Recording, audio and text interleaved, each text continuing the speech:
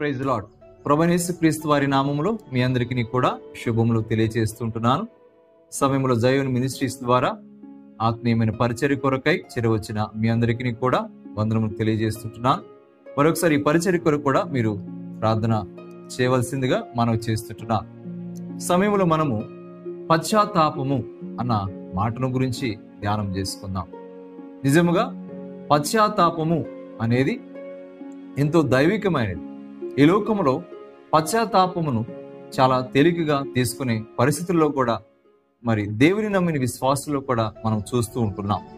సాధారణంగా పశ్చాత్తాపము అనేది ఒక వ్యక్తి చేసిన తప్పును బట్టి తను ఆ పాపమును లేక ఆ తప్పును బట్టి దుఃఖము బాధ తను పొందినట్లయితే పశ్చాత్తాపముగా లోకము దాన్ని ఎంచుతుంది.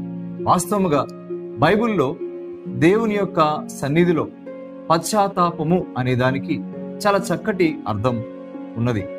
కనుక ఈ సమయంలో మనము పశ్చాత్తాపం అంటే ఏంటి, పశ్చాత్తాపము ప్రతి ఒక్కరికి ఉంటుందా, పశ్చాత్తాపము నిజమైన పశ్చాత్తాపము అనేది క్రైస్తవులకైనా అందరికీనా లేక మరి దేవుని నమ్మిన వారికి మాత్రమేనా అనేది మనం కొన్ని విషయాలు మనం ధ్యానం చేసుకుందాం. వాస్తవముగా పశ్చాత్తాపము అనేది బైబిల్ గ్రంథంలో చూసినట్లయితే చాలా మంది పశ్చాత్తాపడ్డారు. వారిలో మరి దావీదు పశ్చాత్తాపడ్డాడు, వారిలో నెహెమ్యా పశ్చాత్తాపడ్డాడు, అంతేకాదు యోబు పశ్చాత్తాపడినాడు. ఈ రీతిగా గమనించినట్లయితే వీరి పశ్చాత్తాపములో వాస్తవము కనపడుతుంది. మీరు దావీదు యొక్క పశ్చాత్తాపమును, యోబు యొక్క పశ్చాత్తాపమును, మరి నెహెమ్యా యొక్క పశ్చాత్తాపములో వాస్తవమును దేవుడు చూచాడు. వారి యొక్క హృదయంలో ఉన్న యథార్థమైన స్థితిని దేవుడు చూచాడు గనక వారి పశ్చాత్తాపము అంగీకరించబడి.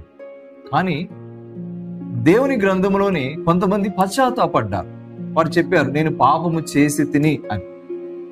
ఉదాహరణకు నిర్గమాకాండములో ఫరో 9వ అధ్యాయం 10వ అధ్యాయంలో నేను పాపము చేసి తిని అని అంటాడు. కానీ తాను చేసిన పాపం విషయంలో ఆ పశ్చాత్తాపం నిజమైనదిగా మనం చూడం. రెండవదిగా అటువంటి మాటను పలికిన ఆకాను కావచ్చు, బిలాము కావచ్చు. బిలాము సంఖ్యాకాండం 22వ అధ్యాయంలో పశ్చాత్తాపడతాడు. అంతేకాదు ఆకాను యెహోషువ గ్రంథంలో తను పశ్చాత్తాపడతాడు, 7వ అధ్యాయం అనుకుంటా. కనుక ఈ యొక్క మాటను మీరు గమనించండి. కనుక ప్రేమిని వాళ్ళరా, ఈ పశ్చాత్తాపములో ఈ ముగ్గురు పొందిన పశ్చాత్తాపం, నూతన నిబంధనలో ఇస్కరియోతు యూదా పొందిన పశ్చాత్తాపం, అది కూడా అంగీకరించబడలేదు. కనుక ఈ రోజు మనం చేసే ధ్యానము ఏంటి అని అంటే పశ్చాత్తాపము. కనుక ఈ పశ్చాత్తాపమును ఉన్న లక్షణాలు మనము ఒక మూడింటిని క్లుప్తంగా జ్ఞాపకం చేసుకుంటాం. మొట్టమొదటిగా పశ్చాత్తాపము అనేది, నిజమైన పశ్చాత్తాపం అనేది మొదటి లక్షణం ఏమి కలిగి ఉంటుంది అని అంటే తన నిజమైన స్థితిని గుర్తిస్తుంది, తన పాపపు స్థితిని గుర్తిస్తుంది. రికగ్నైజింగ్ ద వేస్, పాపము యొక్క స్థితిని గుర్తించుట,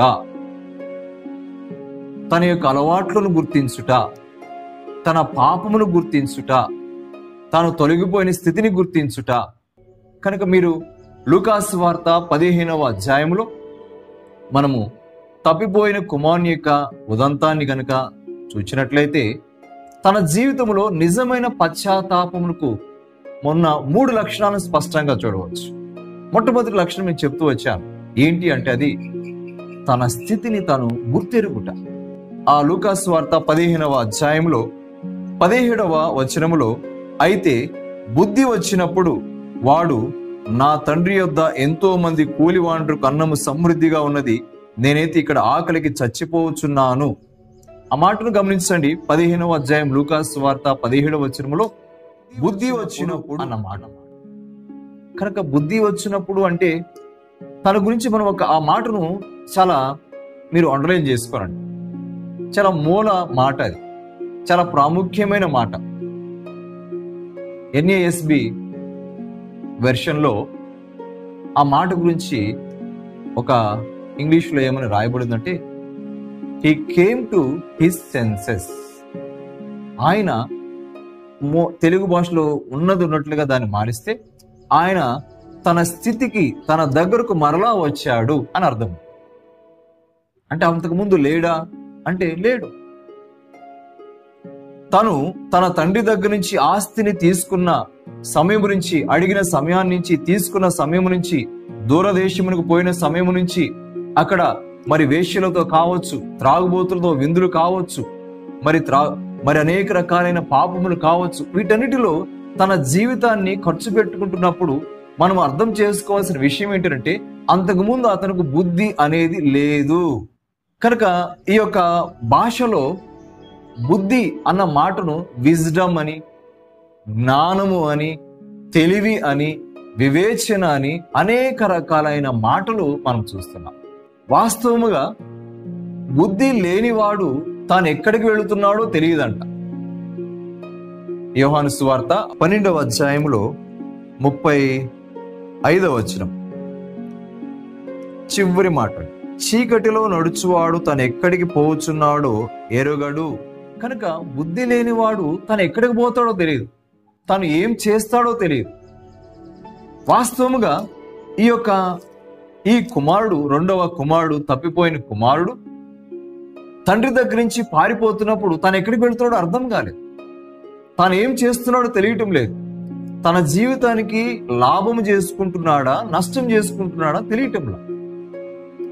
కనుక బుద్ధి లేనప్పుడు చేసే కార్యాలు, ఆలోచనలు, మాటలు అన్నీ కూడా, తలంపులు అన్నీ కూడా మన జీవితాలకు నష్టం కలిగించాయి. కనుక బుద్ధి లేని జీవితం అనేది మన జీవితాన్ని ఎక్కడికి తీసుకువెళ్తుందంటే పందులు ఉన్న స్థలానికి తీసుకువెళ్తుంది. ఆయన ఆ పందుల దగ్గర ఆహారం తినడానికి కూర్చున్నప్పుడు ఆ ఆహారము కూడా తనకు దొరకని స్థితిలోకి వెళ్ళిపోయాడు. కనుక నిజముగా లోకములో ఉన్న ప్రతి ఒక్క మానవుడు కూడా తను చేస్తున్న పాపములో తన యొక్క స్థితి ఏంటంటే తాను తెలియక చేస్తున్నాడు.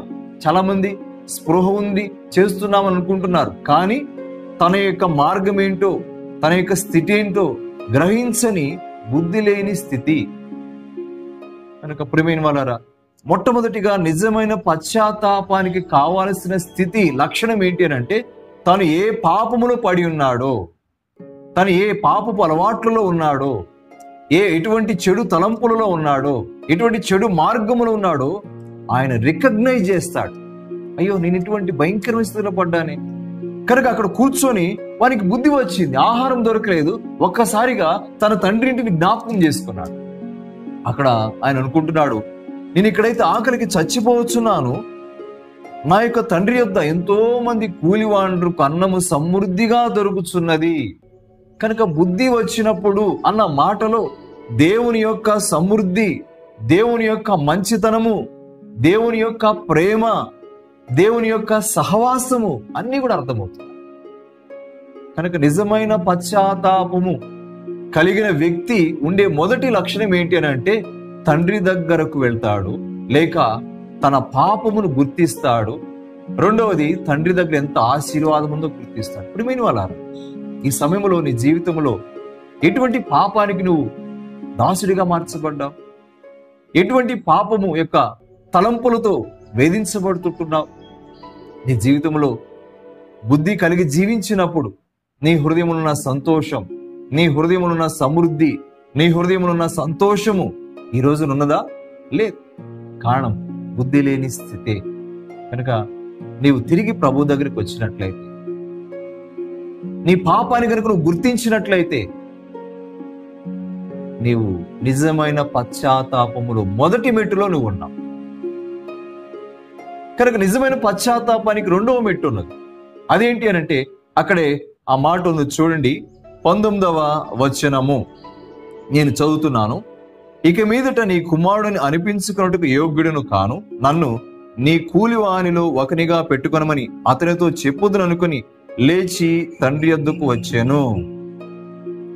అతనితో చెప్పుదును అనుకొని 18వ వచనం, నేను లేచి నా తండ్రి యొద్దకు వెళ్ళి, నేను పరలోకమునికి విరోధముగాను నీ ఎదుటను పాపము చేసి తిని. కనుక మొట్టమొదటిది రికగ్నైజింగ్, తన యొక్క పాపపు స్థితిని, పాపపు అలవాట్లను, పాపపు తలంపులను గుర్తించడం అయితే, రెండవది పాపమును ఒప్పుకొనుట, రిపెంటెన్స్, దేవుని దగ్గర, తండ్రి దగ్గర పాపమును ఒప్పుకొనటం. ఎవరైతే నిజమైన పశ్చాత్తాపం కలిగి ఉంటారో వారి ఈ రెండవ లక్షణం కూడా కలిగి ఉంటారు. వారి పాపాన్ని గుర్తించడం మాత్రమే కాదు, పాపాన్ని ఒప్పుకునే స్థలం దగ్గరికి వెళ్తారు. చాలా మంది పాపమును ఒప్పుకునే స్థలం అనేక రకాలైన స్థలాల దగ్గరికి వెళ్తారే కానీ దేవుని దగ్గరకు వచ్చి పాప క్షమాపణ పొందాలన్న దృష్టి వారికి ఉంది. మీకా గ్రంథము చివరి అధ్యాయములో ఆయన క్షమించుటలో విస్తారమైన వాడని, 86వ కీర్తనలో క్షమించుటకు సిద్ధమైన మనసు గల దేవుడు అన్న మాట మనం చూస్తాం 5వ వచనములో. కనుక ప్రియమైన వాళ్ళారా, ఈ యొక్క దేవుడు మీకా గ్రంథంలో క్షమించే నీతో సమానమైన వారు ఎవరైనా ఉన్నారా అని మీకా గ్రంథకర్త అక్కడ ఆ మాట రాస్తాడు. కనుక దేవుని దగ్గర నీకు క్షమాపణ దొరుకుతుంది. ఆ దేవుని దగ్గరికి నువ్వు రావాలి. కనుక ఈ యొక్క తప్పిపోయిన కుమారుడు నిజమైన పశ్చాత్తాపం కలిగిన వాడు గనుక తండ్రి దగ్గరకు వచ్చి, నా తండ్రి దగ్గరికి వెళ్ళి నేనేం చేస్తాను, ఒప్పుకుంటా నా పాపం, ఉన్నది ఉన్నట్లుగా ఒప్పుకుంటా. ఫరో వలే కాదు నేను ఒప్పుకునేది, బిలాము వలే కాదు ఒప్పుకునేది, ఆకాను వలే కాదు ఒప్పుకునేది, ఇస్కరేతు యోధా వలే కాదు నేను ఒప్పుకునేది, సౌలు వలే కాదు నేను ఒప్పుకునేది. నా పాపాన్ని ఉన్నది ఉన్నట్లుగా దావీదు ఒప్పుకున్నాడు. నేను పాపము చేసి తిని, అది నిజమైన రిపెంటెన్స్. దేవుని దగ్గర ఒప్పుకున్నాడు. కనుక ప్రియమైన వాళ్ళారా, మన జీవితంలో పాపమును దేవుని దగ్గర మనం ఒప్పుకోవాలి. ఇది నిజమైన పశ్చాత్తాపములో రెండవ లక్షణం. మూడవ లక్షణం చూడండి, ఇదే 18వ వచనంలో ఒక చిన్న మాట నేను చెప్తాను. నేను లేచి అన్న మాట. ఇంకొక మాట చూడండి, అదే 15వ అధ్యాయము 19వ వచనం అండి. ఇక మీదట నేను నీ కుమారుని అనిపించుకున్నట్టుకు యోగ్యుడను కాను, నన్ను నీ కూలివారిలో ఒకనిగా పెట్టుకొనమని అతనితో చెప్పుదును అనుకొని ఏం చేస్తున్నాడు, లేచి తండ్రి యొద్దకు వచ్చాను. లేచి అన్న మాట నేను తీసుకుంటున్నాను. కనుక 18వ వచనంలో కూడా నేను లేచి అన్న మాట ఉంటుంది. 19వ వచనంలో కూడా లేచి తండ్రి యొద్దకు వచ్చాను అని ఉంటుంది. అంటే తానున్న పాపపు స్థితిలో, పాప సంబంధమైన సహవాసములో, పాప సంబంధమైన అలవాట్లలో, భక్తిహీనతలో నుంచి, అవిశ్వాసములో నుంచి లేచి దేవుని దగ్గరకు వస్తున్నాడు. కనుక రన్ అవే ఫ్రమ్ సిన్, పాపము నుంచి పారిపోతున్నాడు. పాపం యొక్క కబంధ హస్తాల నుంచి, ఆ స్నేహ హస్తాల నుంచి పారిపోతున్నాడు. పాపం ఎప్పుడు కూడా ఆహ్వానిస్తూనే ఉంటుంది, ఉండి ఇక్కడే ఉండదు. కనుక పాపమును గుర్తించడం మొదటి మెట్టు, పాపమును ఒప్పుకొనటం రెండవ మెట్టు, పాపమును విడిచిపెట్టడం మూడవ మెట్టు. ఇది నిజమైన పశ్చాత్తాపం. ప్రియమైన సహోదరుడా, ఇటువంటి పశ్చాత్తాపము నువ్వు కలిగి ఉన్నావా? ఇటువంటి పశ్చాత్తాపం కనుక నువ్వు కలిగి ఉన్నట్లయితే నీది నిజమైన పశ్చాత్తాపం. ఒకవేళ అలా కాకుండా పదే పదే నీ జీవితంలో ఒక పాపమునకు దాసుడిగా మార్చబడి ఆ పాపమును పదే పదే చేస్తున్నట్లయితే నీ జీవితంలో నిజమైన పశ్చాత్తాపం లేదు. దేవుడు మాతో మాట్లాడుతున్నాడు.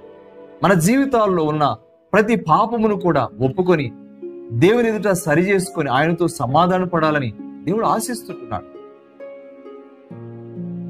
1788వ సంవత్సరంలో ఒక అద్భుతమైన మిషనరీ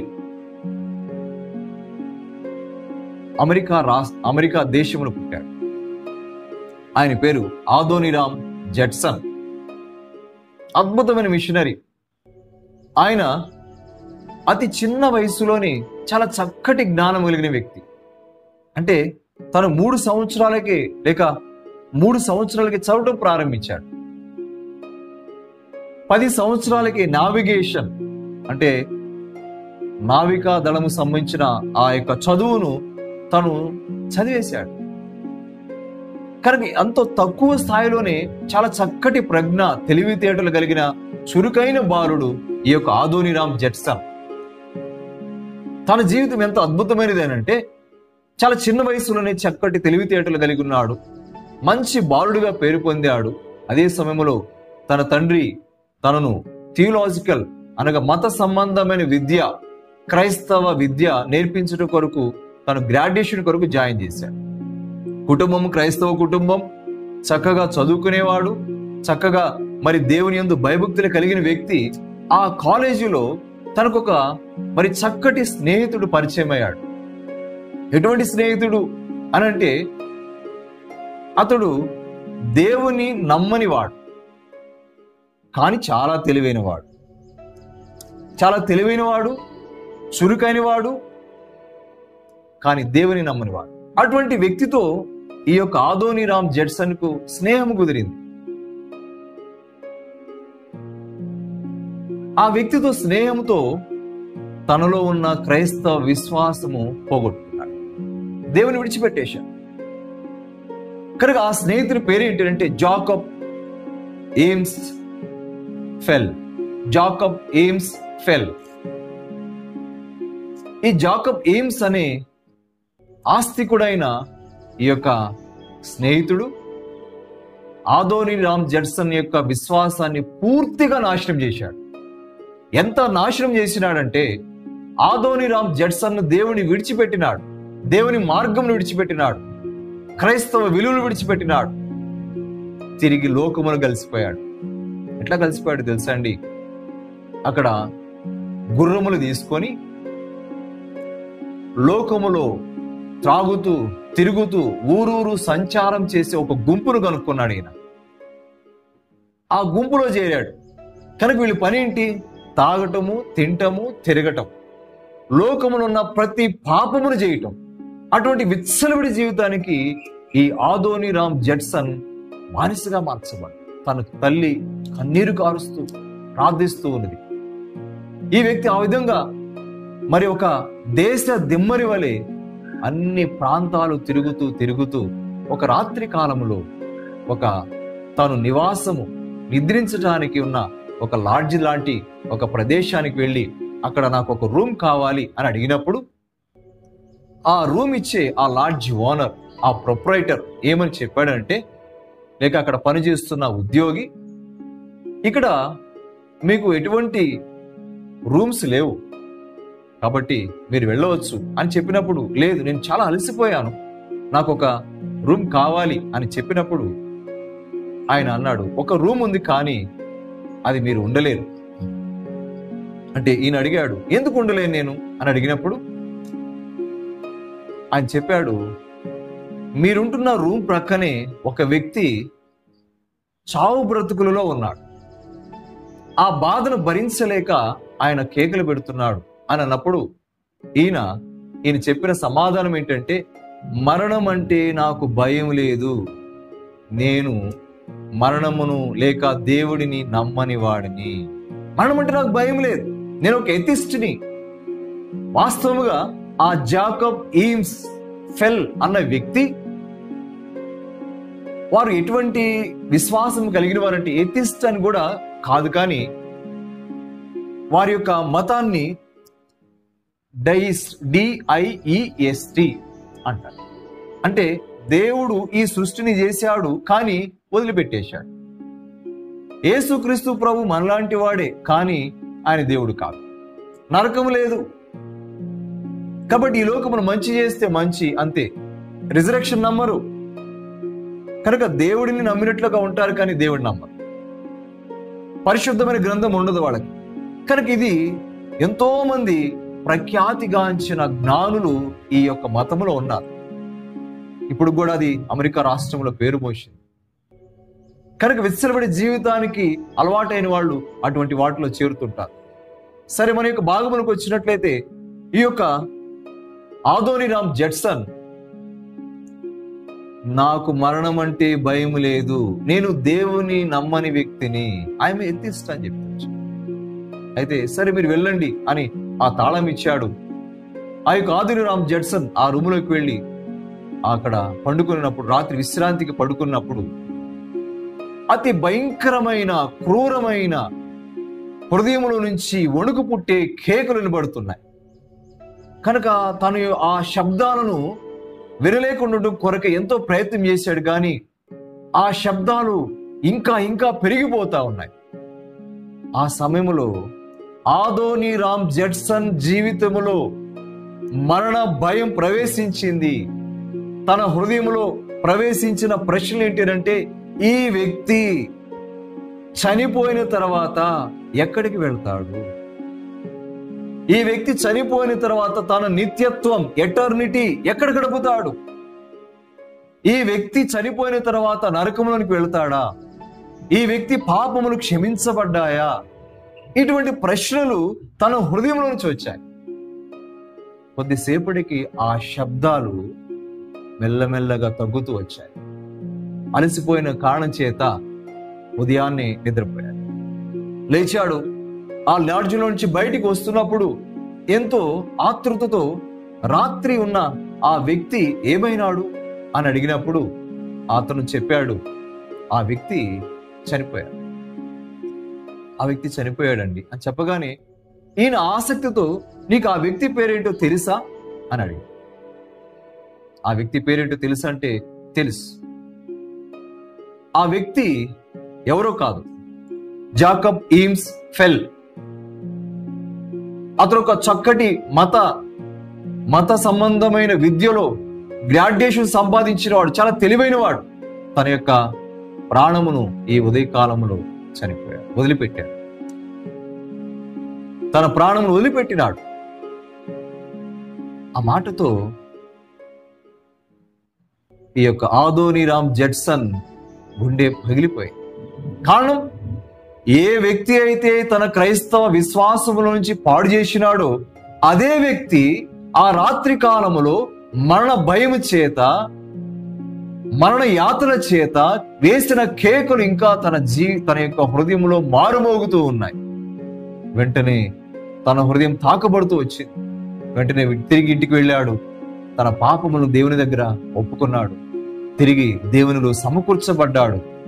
చక్కగా తన జీవితాన్ని ప్రభువుకి సమర్పించుకొని బర్మా దేశానికి వచ్చి 40 సంవత్సరాలు అద్భుతమైన మిషనరీగా పనిచేసి ఆ బర్మా దేశంలో తాను వెళ్ళిన సమయానికి సుమారుగా 2 లక్షల మంది మరి బర్మా వాళ్ళను క్రైస్తవులుగా చేసి క్రైస్తవ విశ్వాసములోనికి నడిపించి అక్కడ చక్కటి మరి బర్మాలో బైబిల్ను మరి ఇంగ్లీష్లో నుంచి బర్మాలోనికి ట్రాన్స్లేట్ చేసి తన జీవితాన్ని ముగించాడు. ప్రియమైన వాళ్ళ గుర్తుంచుకోండి, నేను ఎందుకు ఈ యొక్క దైవజనుడి యొక్క జీవితాన్ని జ్ఞాపకం చేస్తూ వచ్చానంటే, తన జీవితంలో కోల్పోయిన ఆ విశ్వాసమును ఎట్లా గుర్తించాడు? బుద్ధి వచ్చినప్పుడు తన స్నేహితుడు ప్రక్కన మరణ కేకలు వేస్తున్నప్పుడు, ఈ మరణం నాకు కూడా వస్తుంది కదా, నేను కూడా చనిపోతాను కదా, కనుక బుద్ధి వచ్చింది. He came to his senses. కనుక నీ చుట్టూ కూడా అనేకమైన పరిస్థితుల్లో అనేక మంది చనిపోతున్నారు, అనేక మంది లోకాన్ని విడిచిపెడుతుంటున్నారు. కొంతమంది పాప క్షమాపణ పొంది చనిపోతున్నారు, మరి కొంతమంది పాప క్షమాపణ పొందకుండానే ఈ లోకాన్ని విడిచిపెట్టి నరకములో వెళ్ళటం కొరకు వారి జీవితాలను అప్పగించుకుంటున్నారు. పాపమును గుర్తించాడు. తన జీవితం పాప సంబంధమైన జీవితాన్ని గుర్తించాడు. అంతేకాదు, వెంటనే ప్రభు దగ్గరకు వచ్చి తన పాపమును ఒప్పుకున్నాడు, కన్ఫెస్ అయ్యాడు. యథార్థ హృదయంతో ప్రభుకు అప్పగించుకున్నాడు. తిరిగి ఆ పాప జీవితం నుంచి మరలా పారిపోయినాడు. మరలా ఎప్పటికీ కూడా అటువంటి స్థితులను తను వెళ్ళలేదు. అద్భుతమైన సేవ చేసి దేవుని సన్నిధిలో ఉన్నాడు. ప్రియమైన వారా, నీ జీవితంలో నిజమైన పశ్చాత్తాపం ఉన్నట్లయితే నేను చెప్పిన పాపమును గుర్తించు. పాప సంబంధమైన ఆలోచనలు, పాప సంబంధమైన మాటలు, పాప సంబంధమైన క్రియలు నీ జీవితంలో ఏంటో ఒక పేపర్ మీద రాసు. వాటిని ప్రభు దగ్గరికి రా, ప్రభుని అడుగు, క్షమాపణ అడుగు. ప్రభు తన పరిశుద్ధమైన రక్తంతో కడుగుతాడు. ఆయన క్షమించుటకు సిద్ధమైన మనసు కలిగింది. అంతేకాదు, ఆ పాప సంబంధమైన సహవాసముల నుంచి లేచిరా, పాపం నుంచి పారిపో. అది నిజమైన పశ్చాత్తాపంగా దేవుడు గుర్తిస్తాడు. నువ్వు ఒక దావీదుగా, నువ్వు ఒక నెహెమ్యాగా, నువ్వు ఒక యోబుగా, లేక నీ జీవితంలో దేవుని యొక్క ప్రణాళికను దేవుడు చూపించి వారికంటే శ్రేష్టమైన వాడికి నువ్వు తయారు చేస్తావు. ప్రభుకు నీ యొక్క జీవితాన్ని అప్పగించుకున్నట్లయితే నువ్వు ఎంత పాపమైనా కూడా, ఎంత పాపిమైనా కూడా ప్రభు నిన్ను క్షమించి నిన్ను సమకూర్చుకుంటాడు. కనుక ప్రియమైన సహోదరుడా, ఈ సమయంలో మోకరించినట్లయితే ప్రార్థన చేసుకొని మనము ముగించుకుందాం. పరిశుద్ధులకు మా తండ్రి, ప్రేమ కలిగిన మా దేవ, మీ పాదములకు స్తోత్రం. ఈ సమయంలో నాయన మరొకసారి మీ సన్నిధిలో సాగిలపడుతూ ప్రభువా, మా జీవితంలో ఉన్న పాపమును గుర్తించడం మాకు నేర్పించు. మా ఆలోచనలు, మా యొక్క తలంపులలో, మా మాటలలో, మా క్రియలలో ఉన్న ప్రతి పాపాన్ని కూడా నీ వాక్యము ద్వారా, మనస్సాక్షి ద్వారా, మీ పరిశుద్ధమైన ఆత్మ ద్వారా తండ్రి గుర్తించి ఒప్పుకొని విడిచిపెట్టడం మాకు నేర్పించు. మీ దగ్గర ఒప్పుకునే వారుగా చేయి. ఆ పాపమును విడిచిపెట్టి మీతో సహవాసము కలిగి ఉండడానికి సహాయం తెచ్చారు. మీ హస్తములకు మమ్మల్ని అప్పగించు. మీ పరిశుద్ధమైన రక్తమును ప్రోక్షణగా కోరు. యేసు క్రీస్తు ప్రభువారి పరిశుద్ధమైన నామములు విశ్వాసముతో ప్రార్థించి అడిగి వేడుకొనుచున్నాము తండ్రి. ఆమేన్.